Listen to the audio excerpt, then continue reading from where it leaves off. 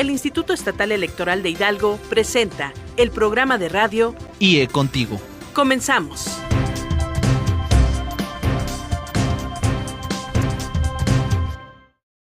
Hola, buenas tardes, ¿cómo están en este viernes de febrero? Mi nombre es Alejandra Gutiérrez y me da mucho gusto poder darles de nueva cuenta la bienvenida a su programa de radio IE Contigo. Hoy vamos a platicar de la reforma político-electoral y cabe destacar que esta transmisión es la segunda de una serie que hemos programado para hablar de este tema, es la segunda de 2 partes, para lo cual, le doy la bienvenida a nuestro invitado, el licenciado Mario Ernesto Pfeiffer Islas, consejero presidente del Instituto Estatal Electoral, quien de nueva cuenta nos acompaña. Gracias, Ale, un placer nuevamente estar en este programa y desde luego tener la oportunidad de compartir pues lo que la reforma político-electoral representa no solamente para el Estado, sino para México en todo el sistema electoral. Gracias, consejero. Como cada viernes, los invitamos a que se comuniquen con nosotros y nos platiquen qué han escuchado sobre esta reforma, qué dudas tienen, o si ustedes desean, también pueden enviar un saludo. Los teléfonos son el 71 108 48, 71 110 69 y la alada sin costo 01800 552 33 33. Y también estamos en Facebook y en Twitter como IEEH Contigo. Recuerden que participando están concursando en la rifa de 2 paquetes de premios que consisten en la revista Letras para la Democracia, una película y un documental sobre la historia del voto femenino en Hidalgo. Así que sin más preámbulo, vamos a comenzar con esta entrevista sobre la reforma político-electoral. Consejero, usted nos platicaba en un programa previo que para un mejor análisis de esta reforma podemos dividirla en 6 ejes. En el primer programa ya tocábamos los ejes del desarrollo social, de la Fiscalía General de la República y también el ámbito político. Ahora nos vamos a enfocar en los 3 que restan, que son el ámbito electoral administrativo, el electoral jurisdiccional o el referente a la impartición de justicia electoral y también el impacto que va a tener la reforma en las entidades federativas. ¿Qué nos puede platicar sobre el primero de ellos, el ámbito electoral administrativo? ¿Va a haber nuevas leyes que se habrán de aprobar? Efectivamente, esta es una gran reforma. Hay que decirlo que casi 50 artículos de nuestra Constitución fueron de alguna manera modificados, reformados, adicionados y precisamente como consecuencia de todo ello, pues la Constitución solamente da los grandes parámetros, las grandes pinceladas de lo que es un Estado y desde luego de lo que es la política misma de un Estado. Entonces, en ese sentido, precisamente habrán de aprobarse cuando menos 5 nuevas leyes, que será, por ejemplo, la ley de organismos electorales, la ley de procedimientos electorales, una ley general también de delitos electorales, además de una ley que regulará el artículo 134 constitucional que tiene que ver con el desarrollo social, el impacto que tiene, especialmente en materia electoral, los programas sociales, su supervisión, su encomienda en esos tiempos y desde luego un tema fundamental. Hoy estamos hablando de una ley de partidos. En México no existía, si lo vemos hoy a nivel del Código Federal de Instituciones y Procedimientos Electorales o de la legislación del Estado de Hidalgo, como es la gran mayoría de las legislaciones, solamente es un apartado de la ley. Hoy lo que propone la reforma político-electoral es precisamente la creación de una ley que contemple todos estos aspectos referente a los institutos políticos. ¿Esta nueva ley de partidos va a ser una única ley a nivel nacional? Sí, la intención es precisamente que se regule a través de una ley general.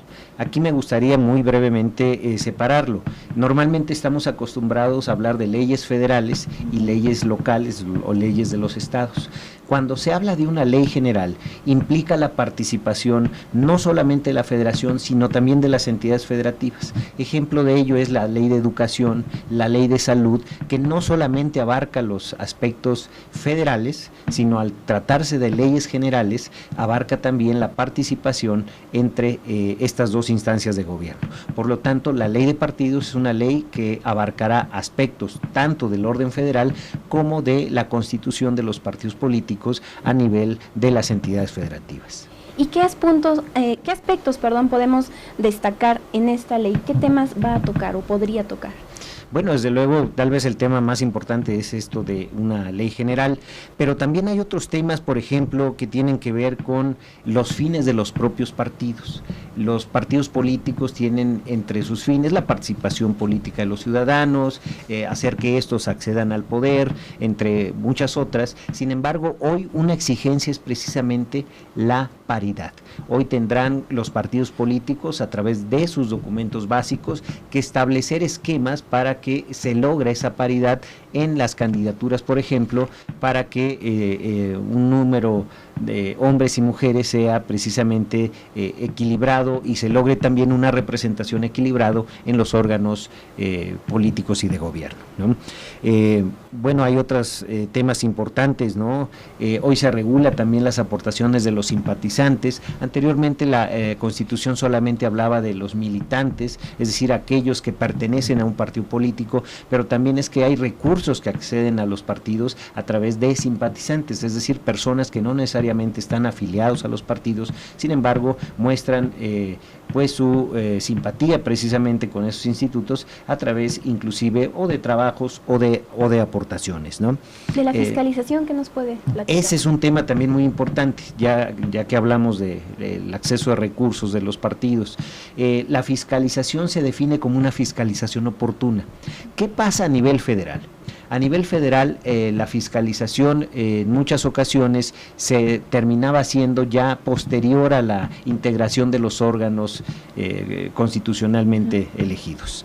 Esto, pues, desde luego era un desfase, porque podía haber desequilibrios precisamente en este financiamiento que pudieran tener algunos partidos, y por lo tanto hoy se habla de una fiscalización oportuna. Yo sí quisiera aquí decir también que en el caso de Hidalgo tenemos un esquema de fiscalización oportuna, porque una vez que se concluye precisamente la jornada electoral y para llegar precisamente a los cómputos, pensemos en la última elección de diputados, para llegar el miércoles precisamente a los cómputos, se requiere tener precisamente esos informes justificados de los gastos que han obtenido los partidos. En Hidalgo no es algo nuevo, pero sí hay que decir que se tendrá que trabajar, porque obviamente entre mayor sea la circunscripción, es decir, el espacio geográfico electoral, pues obviamente las complicaciones también se trasladan y se magnifican, ¿no? Entonces, en ese sentido, se tendrá que trabajar también mucho para lograr este esquema de fiscalización a los partidos políticos. ¿Qué pasará en cuanto a los tiempos de radio y televisión?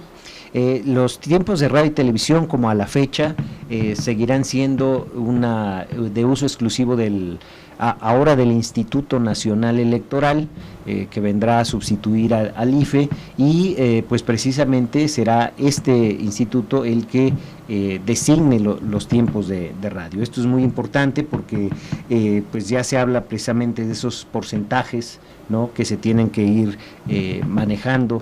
En el caso específico, por ejemplo, de los tiempos electorales, que se dan hasta el 85% de esos tiempos en los partidos, e inclusive un tema muy importante es el de las candidaturas independientes. Se dará tiempo también en el caso de las campañas electorales, tiempos que precisamente pertenecen al Estado, pero que serán distribuidos por el Instituto Nacional Electoral, no solamente en procesos federales, sino también estatales. Retomando este punto que usted menciona de las candidaturas independientes, la producción de IE Contigo se dio la tarea de realizar un sondeo, esta vez en la ciudad de Pachuca. Le preguntamos a varias personas qué opinión tienen acerca de las candidaturas independientes. Lo invitamos a escuchar sus comentarios y regresando le vamos a preguntar, a pedir que de favor nos explique en qué van a consistir y cómo se van a regular. Gracias, Eli, con mucho gusto.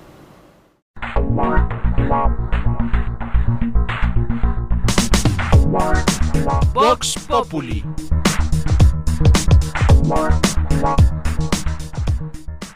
¿Qué opinión tiene usted acerca de las candidaturas independientes? Que podrían estar bien siempre y cuando, no sé, la persona que sea independiente pues también tenga la necesidad de apoyar al pueblo, no sé. Yo pienso que todos los ciudadanos tenemos derecho, y si alguna persona quiere elegirse o ser candidato, también se le puede apoyar a ellos. Bueno, yo creo que las candidaturas independientes es un paso a la ya tan llevada y traída democracia, porque me parece que los partidos antes monopolizaban y detentaban un poder que quizá no les corresponde, ¿no? Entonces, bueno, sabemos que ya los partidos políticos, sea de cualquier signo, se han convertido en en un negocio particular prácticamente. Yo creo que es la percepción de la mayoría de los ciudadanos. Y bueno, abrir las candidaturas a ciudadanos, yo creo que es un paso, no es un gran paso, pero es un paso, digamos, para que estos partidos no monopolicen ni los presupuestos ni los puestos de elección popular. Entonces me parece atinado. Pues yo creo que es un gran paso dentro del instituto porque se abre más el espacio para la participación del público en general. Como ciudadanos yo creo que es una buena opción también. Pues me parece una buena reforma porque me imagino que hay personas que realmente quieren hacer algo por nuestro país y eso me parece muy muy bueno. Pues en ese aspecto sí es un poco muy detallado, ¿no? Porque si tienen los estudios exactos para poder abordar a esa candidatura, pues sí es muy conveniente de que le hagan un buen como un examen, ¿no? Muy bien planeado, porque si nada más lo saltan a lo que es una candidatura, pues imagínense, ¿no? En dónde vamos a caer directamente, ¿no? Sin tener de un concepto bien planeado en lo que es. Pues como todo es un arma de dos filos, ¿no? Porque como quiera los partidos, vamos a decirles que son un sedazo para que al fin y al cabo llegue un militante a poder ser candidato, ¿no? De otra manera pues llegan directos y pues no hay experiencia de por medio ni valoración o evaluación para esas personas, ¿no? Está bien, nada más que necesita también haber transparencia y personas que sean pues honestas, ¿no? Que ayuden al pueblo como originalmente lo proponen. Sí, cumpliendo lo que prometen, porque quedan y ya después se olvidan.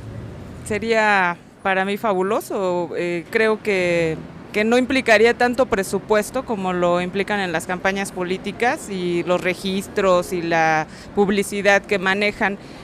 Sería tal vez más legal y más neutral el voto, ¿no? Porque es gente que no tiene, para poder ser candidato hay que tener carrera política y carrera social y carrera económica, ¿no? Entonces, cuando se escoge algún ciudadano, creo que es válido porque a lo mejor por sus acciones de labor social pesa más que una carrera política, desde mi punto de vista. Pues se me hace lo más genial que puede haber, pero siempre y cuando se mantenga como el plan original, que es independiente.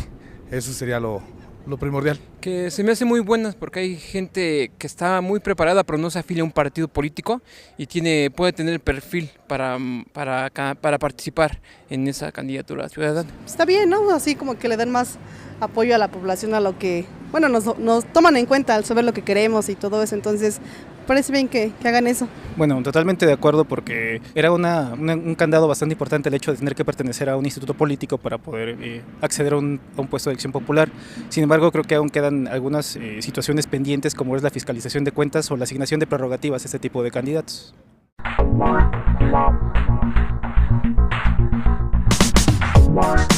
Vox Populi.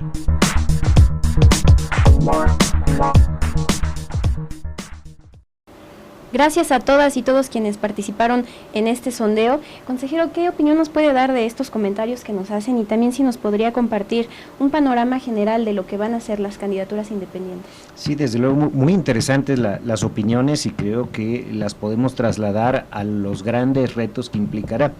Yo quisiera recordar junto con ustedes que anteriormente a esta reforma político-electoral ya había existido una reforma denominada política.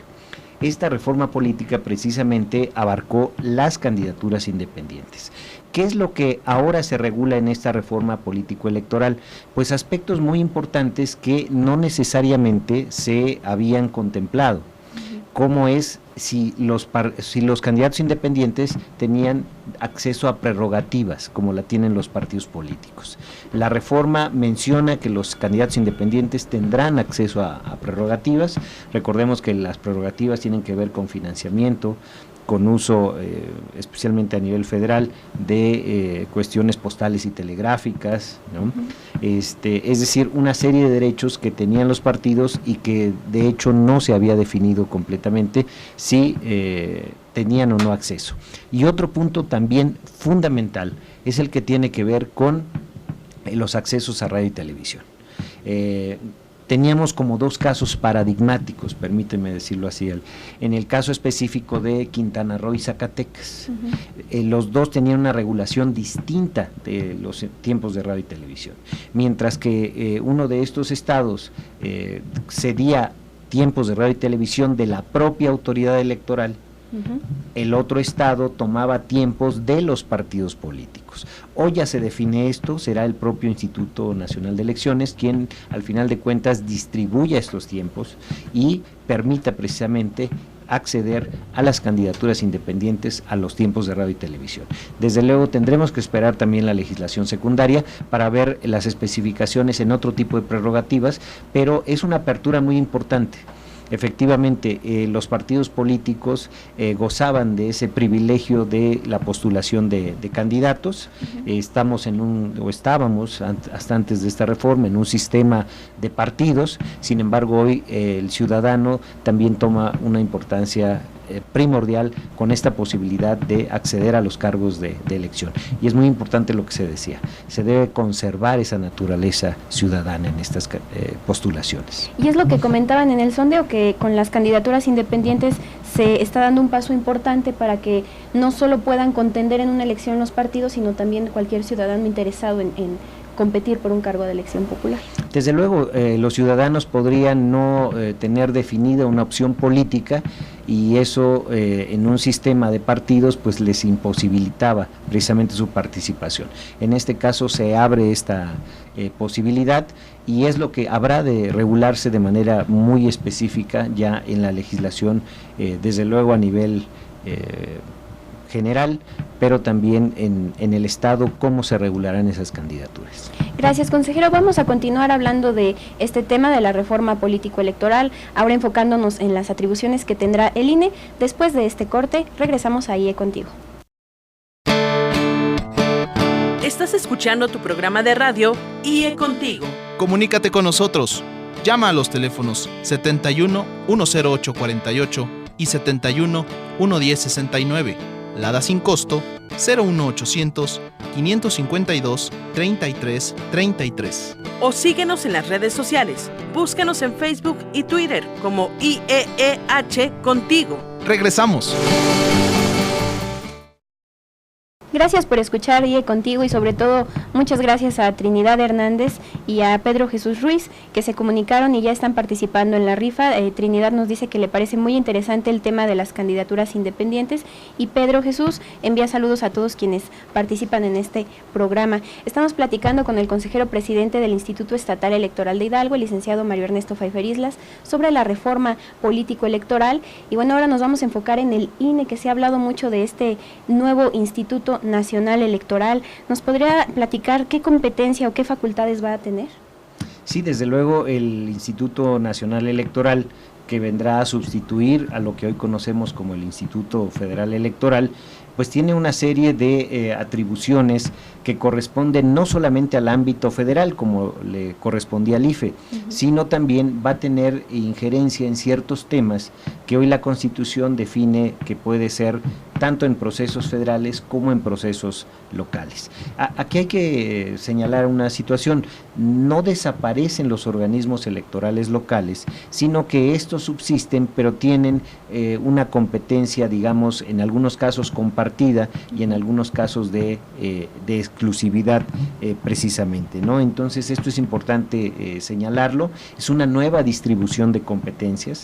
Normalmente la Constitución, una de sus características políticas es que, permítame decirlo muy coloquialmente, le dice a cada autoridad qué es lo que tiene que hacer, y en este caso algunas de esas atribuciones serán compartidas, algunas de esas decisiones al final de cuentas tendrán que repartirse entre estos dos organismos. Por otro lado, también un tema muy importante es el que tiene que ver con las figuras de participación ciudadana.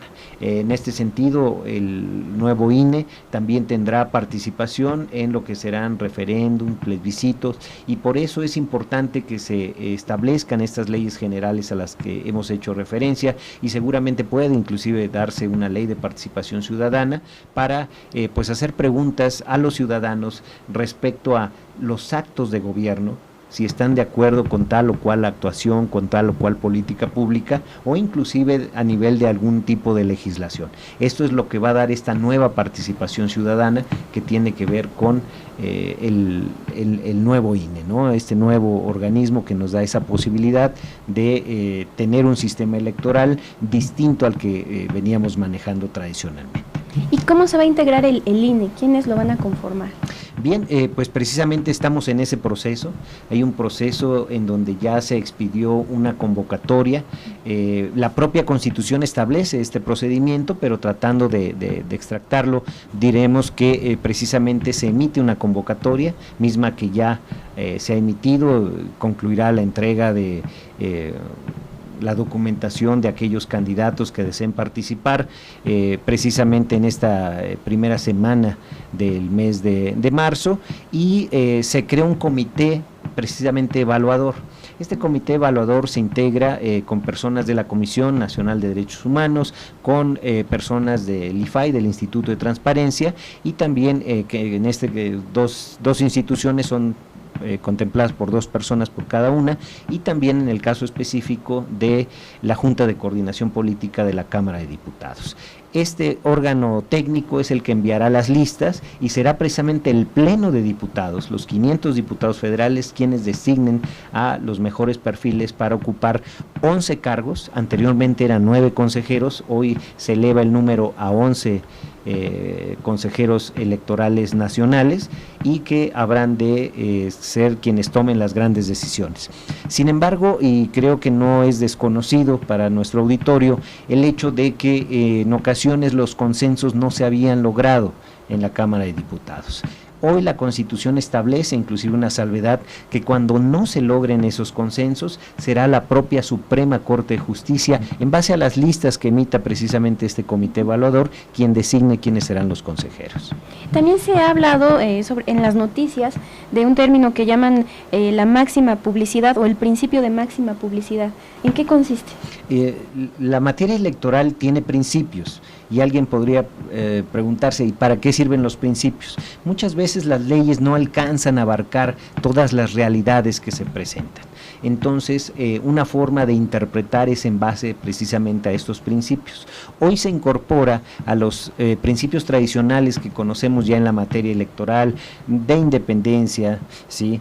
De objetividad, de imparcialidad, un nuevo principio, como usted muy bien lo comentaba, que es el de máxima publicidad. ¿Qué implica el principio de máxima publicidad? Pues tiene mucho que ver con el tema de la transparencia y la rendición de cuentas. Es decir, hoy los organismos electorales a nivel federal y a nivel de los estados también tendrán que seguir con este nuevo principio que abarca los aspectos fundamentales de la rendición de cuentas y de transparentar todas sus actuaciones, y esto me parece que también abona mucho a la democracia. Ya pasando al eje número 5, que es el relacionado con la justicia electoral, ¿qué nos puede platicar? ¿Qué va a pasar en cuanto a los tribunales, tanto locales como el Tribunal del Poder Judicial de la Federación? Bueno, si empezáramos hablando del Tribunal Federal, el Tribunal Electoral del Poder Judicial de la Federación, asume una nueva competencia que nos parece que es muy interesante. Hoy se exige que el Instituto Nacional de Elecciones sea un órgano instructor. ¿Qué quiere decir esto?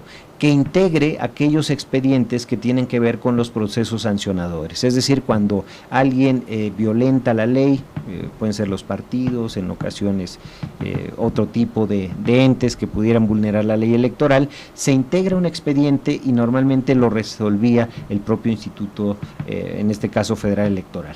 Sin embargo, hoy simplemente la integración misma del expediente y la investigación se hará por el Instituto Nacional de Elecciones, pero pasa a ser materia jurisdiccional ya la resolución. Es decir, la resolución tendrá que ya ser emitida, en este caso por el Tribunal Electoral del Poder Judicial de la Federación, lo que implicará, pues desde luego, pues entendemos un incremento en su estructura, de su personal y desde luego pues mayores apoyos económicos. Este es un tema. Sin embargo, hay otro tema que también es muy interesante y en donde Hidalgo también ya ha abonado a la historia electoral de este país. ¿Qué es? Son las causales de nulidad. Es decir, cuando una elección no se considera válida por haberse violentado ciertos aspectos que pudieran poner en duda la legitimidad del voto ciudadano. En este caso son fundamentalmente 3 supuestos, uno que ya tenemos en el caso del Estado de Hidalgo, que tiene que ver con exceder los topes de gastos de campaña.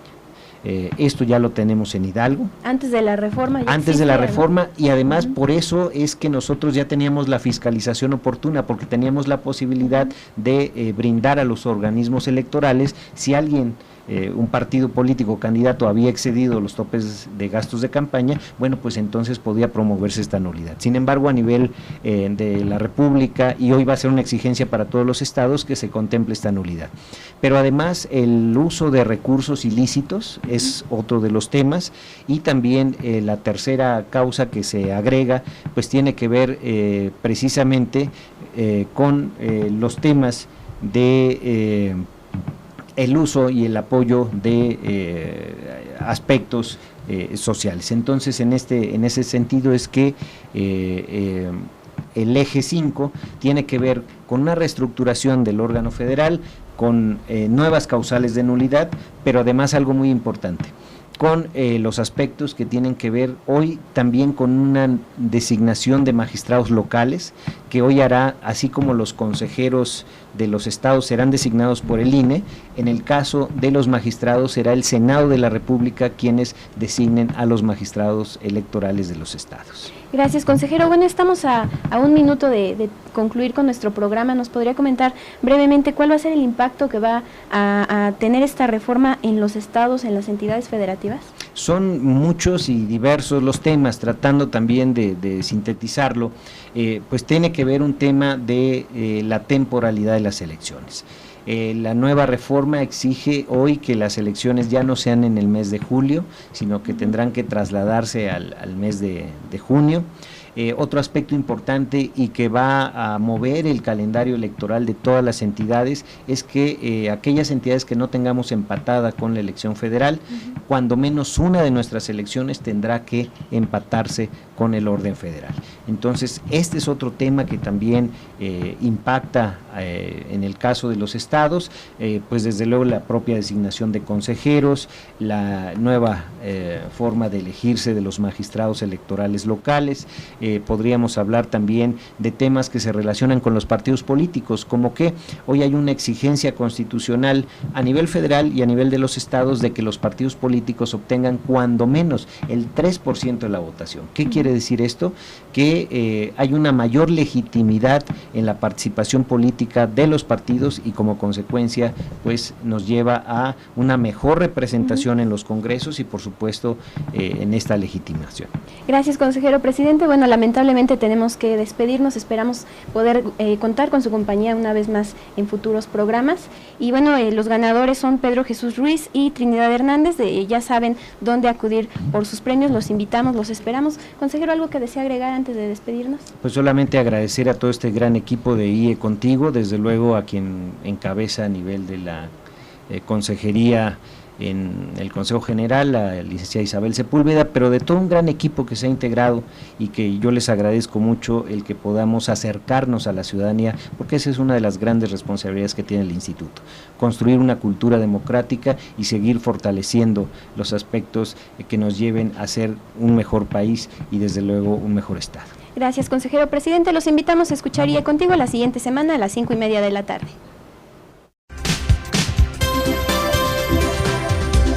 El Instituto Estatal Electoral de Hidalgo presentó el programa de radio IE Contigo. Gracias por habernos escuchado. No te pierdas la siguiente transmisión.